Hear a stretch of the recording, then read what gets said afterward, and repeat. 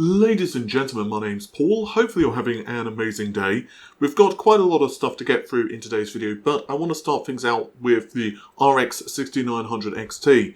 The reviews for these cards will be available very soon, along with the cards themselves, but we actually have some performance information courtesy of Ashes of the Singularity.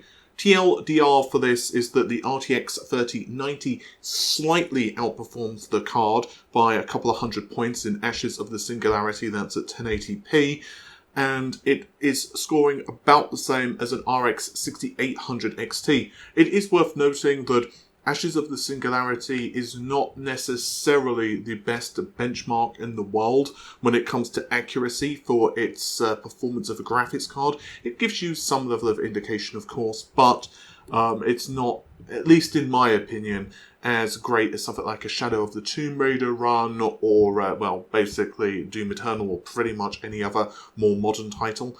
This is for a litany of reasons, not least of which is that Ashes of the Singularity can be very heavily CPU dependent, and so CPU configurations, memory speeds, and that type of jazz can make a huge impact on performance. Nevertheless, I do think that the RX 6800 XT is going to be about 10% slower than the 6900 XT, maybe a little slower, maybe a little faster, of course, depending on how heavily you overclock the GPUs and the titles that you're testing. This card is not designed for AMD to be the card that you go for as an enthusiast. It's generally supposed to be the 6800 XT, but with that said, the 6900 XT is still pretty decent given the price. It is a premium card, but in most titles with traditional rasterization, it's basically on par with the RTX 3090 from what I'm hearing. So for those who do need extra VRAM or want to play around with RDNA 2 and maybe you just want the best RDNA 2 card available, the 6900 XT is going to be the GPU for you. I'm also hearing now from multiple people though that the shortages for the 6900 are bad. Pretty damn bad. That's all I'll say. I've actually had now a couple of people, including one of the people who told me that the 6800 XT custom cards were going to not exactly be easy to get hold of. Even they've told me that the 6900 XT is way worse than that. And this is not, of course, necessarily a criticism against AMD. It's just how things are at the moment. I think early next year will start to be a lot more stock available. AMD are not the only ones, of course, with shortages. Recently, we've had NVIDIA's CFO disclose one of the reasons that they are having shortages of their cards. And it's just kind of how things are at the moment. It does suck, honestly. But with that said, next story. And now MSI have done an oopsie. I'm fairly sure that MSI are trying to just, well, maybe put me out of a job because they've actually leaked quite a number of details concerning Rocket Lake S. And this was an accident, but I imagine Intel are not particularly happy that they've leaked these details of an 11900K. Now, it is important to realize that this particular processor that we're seeing here is not necessarily final retail production. I still think that it's most likely we're seeing some type of engineering sample, but even so, while the clock frequencies may change for launch, what is interesting is that we do get clarification on several aspects as to the actual architecture of the chip. So this was actually courtesy of a press release from MSI, where they were trying to show off the 400 series boards, as they do actually now support resizable bars. I'm going to be testing that in the not too distant future, as I'm actually going to be getting an RX 6800 XT. Hopefully I should be getting it in about a week or so's time, but that's beside the point. Anyway, Rocket Lake S, of course, has not yet launched, but during this press release, clearly someone didn't notice that they were actually utilizing a Rocket Lake processor. And it's an AVX512 supporting chip. It's AVX512F to be precise, as well as SHA. Bear in mind that Skylake does not support this. We also have super duper confirmation that the TDP of the chip is still 125 watts, although of course TDP and what a chip actually takes, particularly if you're overclocking, are loose cousins of friendship at best. We also have confirmation, of course, that 400 series boards work here, but isn't really surprising given we know about this already. And yeah, so the clock frequency seems to be between 4.3 gigahertz for the boost frequency. That's the word I was looking for, but 3.4 for base. However, you will notice that the multiplier does seem to go up to times 50. This naturally means we're looking at up to 5 gigahertz, but again, this is assuming these are the final clock frequencies of the chip. And I've been hearing quite a lot 5.3 touted for Rocket Lake, and also some people have even mentioned to me 5.5. I don't know whether one or both of those figures is for overclocking. I'm going to make the assumption that 5.3 should be doable, even if the base frequency is 5 gigahertz in overclocking for most chips. And I think that these chips will definitely find their fans, especially if you've already had jumped on the 400 series board. I think that is obviously a smart move for Intel to have that backwards and forwards compatibility. I don't think this is going to bring new people into the ecosystem necessarily. Intel are getting really outsold at the moment from what we can gather from online CPU sales. They're getting absolutely decimated. And it's kind of weird actually for me to see this. It really reminds me back in the days for Pentium 4 and Venice processors. Or Athlon 64s with like Venice and was it Clawhammer? Was it Clawhammer? 754 I think was Clawhammer, and then 939 I think was the Venice core. But I know there was also another core on 939. You know what, it's been too long since I've looked into it, so I'm probably just totally wrong on that. But long story short, anyway, back then AMD were a force to be reckoned with in CPUs, and they did also, of course, very well with the early Athlon chips when they're climbing up to 1 gigahertz against the Pentium 3s. AMD just kind of surprised everyone. It was like an RK out of nowhere, if you will. Sorry, I had to. When they actually shown off the gaming performance, because no one actually believed back then that Athlons would be competitive to the Pentium 3s, as the K62s and the K63s back then were just like, they were okay, but their FP performance, floating point performance, sucked. And it's why that we often saw AMD just getting their ass handed to them on titles like Quake 3. But I'm going way off topic. But let's move back on to the gaming related stuff with Rocket Lake, because we actually have a benchmark as well. Funnily enough, it's actually the Singularity. This has been discovered by Tim Apisak again, and we have a base frequency here of 3.5 gigahertz, but there's no confirmation at all as to the turbo frequency. We have no real understanding, therefore, of how accurate these are in terms of final production, but as for performance, well, it's kind of interesting. The crazy preset at 1080p, the 11900K, is scoring 6400 points, so that's just under a smidgen, under 65 FPS. And we also have another result of it scoring 62.7 or 6200 points. But if you own a 5950, then that will score just over 7,000 points. Again, of course, heavily depending upon the configuration. So it would appear that the 11900K anyway is slower than AMD's current flagship processor by about 10%.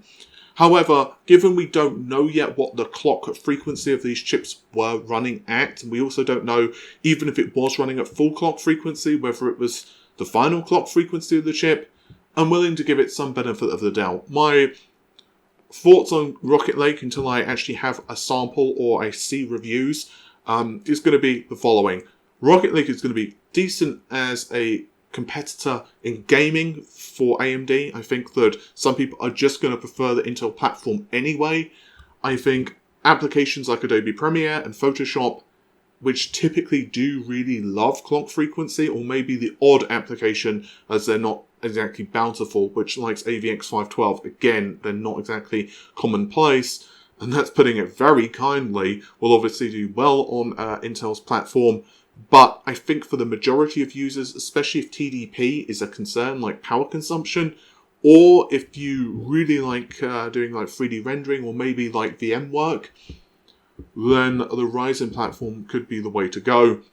And it's going to be very interesting too, what we see from HEDT, from both Intel and AMD, as we see Threadripper and the new high-end Intel processors kind of come to the fray.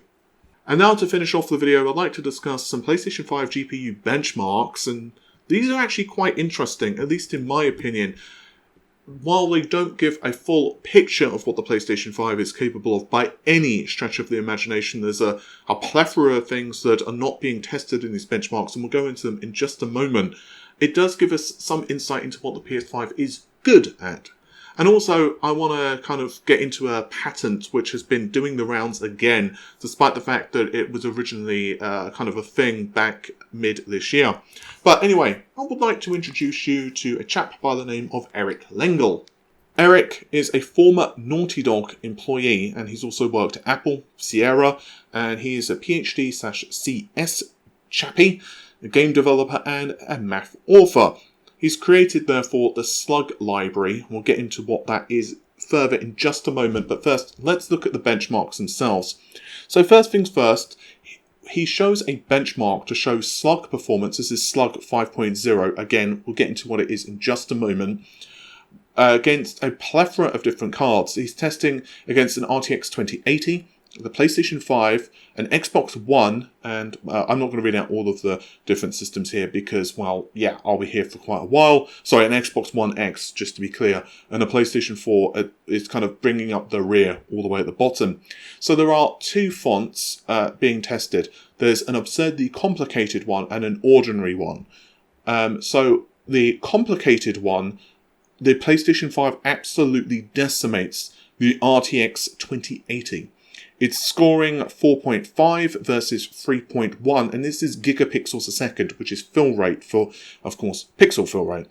Meanwhile, the RTX 2080 on the ordinary font, which is just Arial, is scoring 27.6 versus around 25 for the PlayStation 5. So again, if you look at the difference between, let's say, the PlayStation 5 performance and an Xbox One X performance, well, there is no point of comparison. The Xbox One X, of course, because it's an older generation system, gets absolutely demolished. So what exactly is being benchmarked here? Because it's not something like, I don't know, Firestrike, which you may be more familiar with if you're into PC gaming, or you've got any knowledge at all of a PC GPU benchmark kind of suite. Well, here it's a specific I guess you could say tool set, which is used for developers to render fonts and other such characters on the screen and accelerating them with GPUs. Now, I do have an RTX 3080, as he doesn't, to test it. Unfortunately, from one of the images he's testing, it looks like it's a custom thing, and looking on the website, the only free version is for 5.5. And I honestly don't know enough yet, or I need to do more research on this. It's only just popped up. A number of you tagged me on Twitter, thanks to those who did. I don't know enough about this and what the differences are between 5 and 5.5, and also what custom tests he's used to even remotely compare the 3080 against the results that he's got. That would be grossly unfair for me to do. So what is actually going on? Well, it kind of brings me to full circle a lot of my leaks and a lot of my early information to the PlayStation 5, and of course this has all been, kind of coming out anyway naturally, what the strengths of the console are, and they are fill rate. Geometry performance and pixel fill rate are really kind of the strengths of the PlayStation 5. Data throughput and fill rate are the strengths of the system. We don't, of course, have results for the Xbox Series X, and this is not slandering the Xbox either. The Xbox definitely has major benefits to its GPU architecture, but here we are looking at very impressive results for the PlayStation 5. And I think it's really cool. I think these consoles are nowhere near being tapped out yet for either system. They've only been out, well, pretty much no time at all. And by which, I even mean the development kits. Like, we are obviously playing the final versions of the games, well, kind of final, depending who's developed it, I guess.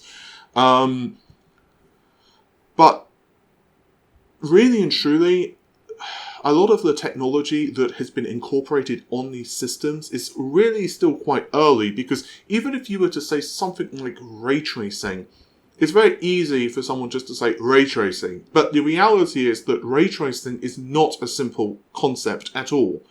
And people have written theses on ray tracing. There's a reason that ray tracing has continued to evolve and get better visually and better performance. And it's like, ray tracing isn't just for pretty puddles. And this is just one small example. Just being able to shave, I know this might sound absolutely insignificant to some people, but just being able to shave half a millisecond off of a specific step in the rendering pipeline can mean drastic implications on how a game can be crafted, especially if you're trying very, very, very much stringently to hit a specific frame rate, especially if that step also has many other steps which either precede it or rely upon it. It's kind of like, one step at a time in some instances in the rendering pipeline. What I'm trying to say to you all is that these results are cool. They're awesome. But again, we are super early into the lives of the PlayStation 5 and the Xbox. And I think there's this weird kind of, really weird air going around that we kind of expect these systems just to remain stagnant. And of course they won't. SDKs will continue to evolve. Developers' knowledge will continue to evolve, and the OS itself will probably see updates which will improve performance. And that's a good thing. These consoles are definitely not maxed out yet, and I think, again, we're going to see some really cool stuff. And the final thing I'd like to discuss is a patent which has been doing the rounds again. It first emerged mid this year, so mid-2020 if you're watching this in the far-flung future. And it basically is a scalable processor from Sony, and there's been a ton of speculation surrounding this, that it's for a PlayStation 5 Pro and all of this other stuff. And I'm only going to touch this briefly in this video because I've already covered it once. But the TLDR is that there's not enough evidence in the patent to know what it's for, as patents, as always, are written kind of ambiguously. It's very difficult many times to know what a patent is. And even if we did know what the patent's for, even if it literally said in the patent, this patent is to create a PlayStation 5 Pro system, which it doesn't even slightly say that, but let's just assume it did, it still doesn't mean that that's what's coming out, because a patent is a patent. A patent does not necessarily equal the way they choose to go to actually release the system, and that's assuming we do get a PS5 Pro. I'm leaning on the side of we will, but I could certainly be wrong. The TLDR for this patent is that it actually details several, and I don't have it up in front of me, so this is from memory, but the TLDR is that the patent is essentially offering multiple solutions on how to have multiple APUs or multiple GPUs and an APU work together, and this is for different scenarios. So for example, it could be cloud gaming, and cloud is actually mentioned quite a lot here. So one possibility is this is for like an extension of what Sony are doing in the cloud with PlayStation Now. As we know from what the company have said, it is a focus that they want to continue to push. Is this to say that it's not? Well, it does seem to be implying that one of the reasons that they're going this route is it's more of a chiplet design. So a little bit like we've seen with, say, Zen, Zen 2, Zen 3. That is, as you build a bigger and bigger and bigger die, yields get worse and worse and worse. In other words, it's a lot easier to build a chip which is like, that big versus a chip which is that big. It's a pretty obvious statement, but yields get worse as chips get bigger, and there are other issues as well, like power going up and all of that stuff, but we'll just ignore that for this video. So yeah, it seems like it's the philosophy of designing a smaller die, or multiple smaller dies, which can then be used in a grander scheme, although it's specifically mentioned multiple times cloud gaming. And the reason I'm taking issue with this coming up again is because people are using it to say that it's a PlayStation 5 Pro, and I don't think that that's true. I don't think that there's enough evidence to say it's a PS5 Pro. You can say it's potentially a solution which could be tweaked for a PlayStation 5 Pro. After all, the PS4 Pro, if you look at it, it's basically like, I think it was Sony who said it was like wings of a butterfly. Basically, the GPU is bifurcated. In other words, it's like two halves. There's like 18 CU on each half. And those two together, obviously running together, will be the full PS4 Pro's, might, where it's, for a PS4 enhanced title. Whereas only half of those will be active if it's for like a base game.